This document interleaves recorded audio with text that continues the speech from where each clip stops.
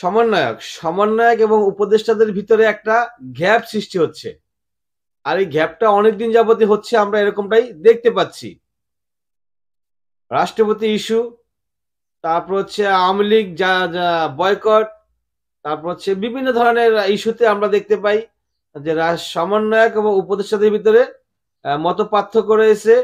তাদের সিদ্ধান্তের কি বলে পার্থক্য আমরা দেখতে পাচ্ছিলাম। এখন এসে সাজিদ আলম কি বললেন? সাজিদ আলম বললেন, যদি ডক্টর মোহাম্মদ ইউনূস, তিনিও প্রধান উপদেষ্টা, তিনি যদি বিশ্বাসঘাতকতা করেন তাহলে তাকেও ছেড়ে কথা বলবো না। এটা কে বললেন? সাজিদ আলম বললেন। এখন ডক্টর মোহাম্মদ ইউনূস কোন বিষয়ে বিশ্বাসঘাতকতা করবে? কেন বিশ্বাসঘাতকতা করবে? ডক্টর মোহাম্মদ ইউনূসকে তো তারাই বসাইলো, এখন আবার তারাই এই ধরনের কথা বলতেছে, তাহলে প্রবলেমটা কোথায়? তাদের ভিতরে কি নিয়ে সমস্যা, কি নিয়ে ঝামেলাটা? এখানে কিন্তু একটা প্রশ্ন থেকে যায়, বিশাল বড় প্রশ্ন, যে সার্জিস কেন এই ধরনের কথা বলল, এত বড় একটা হুঁশিয়ারিমূলক কথা সার্জিস আলম কেন বললেন?